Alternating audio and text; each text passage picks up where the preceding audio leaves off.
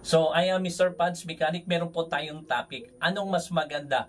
Rebuild o second-hand na automatic transmission? So, ito yung pag-uusapan natin ngayon patungkol sa second-hand na automatic at patungkol po sa rebuild na automatic transmission.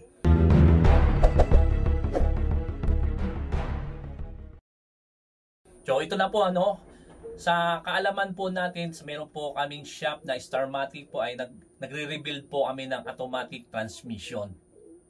So baka may problema po ang inyong automatic transmission, kontakin nyo lamang po ako at mag-usap po tayo. So yan po yung telephone number ko. So bakit hindi namin nire-recommenda po ang second hand na automatic transmission, guys? Kasi po sa automatic transmission po, guys, ay pag bumili po tayo ay mayroon pong risky.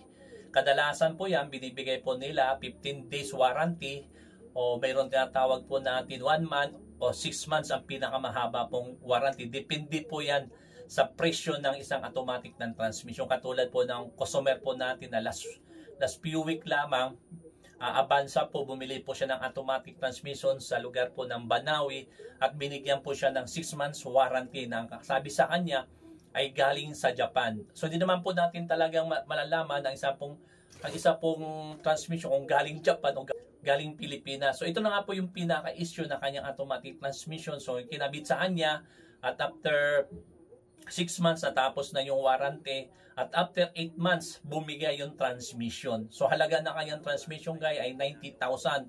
So, dinala sa amin, piniresyuhan po natin as a rebuild. So, tuwan-tuwa siya dahil nung binuksan po natin, ito yung pinaka-issue. Nakita po namin ang kanyang forward drum ay winilding na lamang.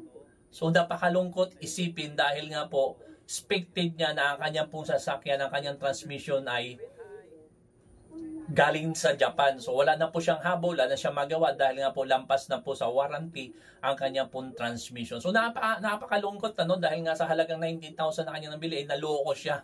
At yun nga tawag po natin na budol at ito po ginawa na po namin ay naging maayos naman po. May mga issue pa po ang patungkol po sa second hand na automatic transmission katulad ng mga nalipas na buwan. May dinala po sa amin Honda naman. Ang warranty naman po ng kanyang automatic transmission ay yung kinabit, okay naman, 2 araw, 3, tinakbo nila sa probinsya, okay naman. Ito na nga yung pinaka-issue.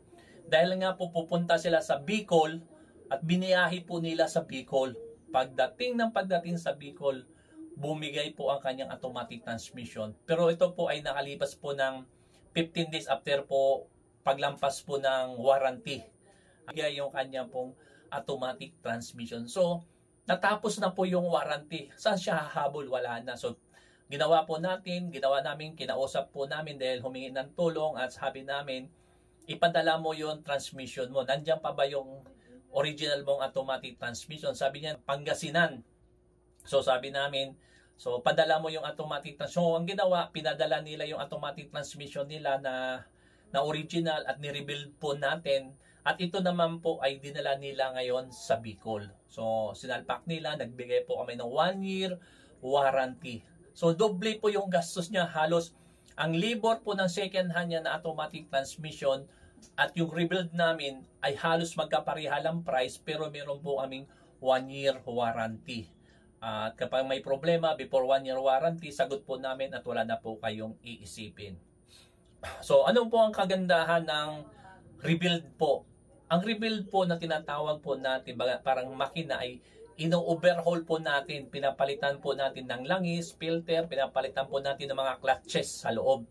At yung kanya pong valve body ay nililinis din natin. So, yun lang po yung kagandahan ng rebuild po. Kami lang po halos lumalaban ng 1 year warranty po sa rebuild ng automatic transmission. Kahit po pong ori na inyong automatic transmission, kami lamang po ang nagbibigay po ng 1 year warranty ang Starmatic. So, yan po yung kagandahan ng rebuild.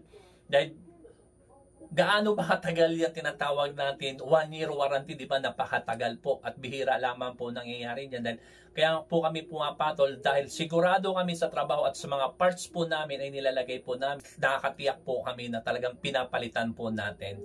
So pag dinala nyo po sa amin yan, nagkaroon ng problema, issue, ay wala na po kayong babayaran. Hindi po katulad po ng ng second hand. Ang second hand po, halimbawa po, ako po ay mekaniko, bumili po tayo ng second hand na automatic transmission, kinabit ko po ngayon, at mayroon pong warranty, 1 month. So kapag after 50 months, bilang isang mekaniko, pag binaba ko, hindi na pa ako papayag na wala pong bayad, panibagong bayad ka sa akin. So ang libor ng second hand po ay lalo pong tumataas. At may mga problema po yan. Halimbawa, sinalpak ko, may mga tagas, pag binaba ko yan, panibagong bayad. So yan po yung pinaka-worst po ng second hand na automatic transmission. At alam naman po natin na ang automatic transmission, guys, ay mainit po yung kanya pong langis. At di natin alam kung ilang kilometers na nagtakbo nito, at kaya po anytime pwede siyang bumigay dahil po ang transmission ay mainit ang langis at puno po siya ng mga o-ring sa loob. Kaya nga ang automatic transmission para po sa amin po ay hindi po namin ina-advise na second hand po ang kinakabit po namin. Kung pipilit po yung customer sa amin, kami po mismo magkakabit po, hindi kami nagbibigay ng warranty. Halimbawa po, bumili ka ng second hand, ikakabit po namin at libor po namin ay salpak kabit ay 20,000 o 15,000. Pag sinalpak po namin yan, at pagkatapos po namin pag binaba po namin ulit yan, siyempre ibang usapan na yun, yung pagod, yung tao o yung araw namin. So babayaran mo yon. Dahil nga po yung transmission ay binili po natin ay second hand. O otherwise, dalhin mo ito sa pinagbilhan mo, sila po ang magpapalit.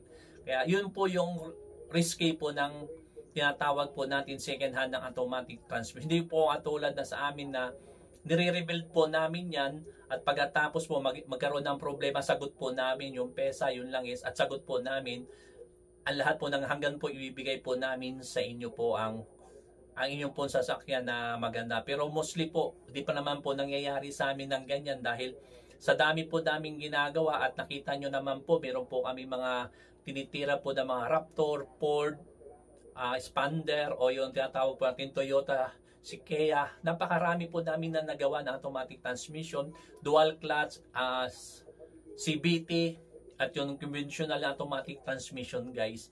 So kayo po, ano po ang bit ninyo? Mas gustuhin nyo ba bumili ng second hand na automatic transmission o pare-rebuild po ninyo? Dalawang bagay naman po ang pwede natin pagpipilian. Dahil po ang presyo po ay hindi po magkalayo, halos pareha. So, kung bago ka pa lamang pala, guys, sa aking channel, nakarating ka sa...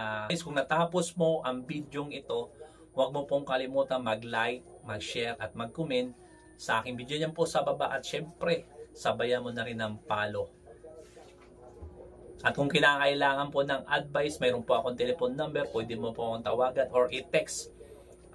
Pwede natin pag-usapan kung ano po yan, problema ng iyong sasakyan. Muli, ang iyong kaibigan na si Mr.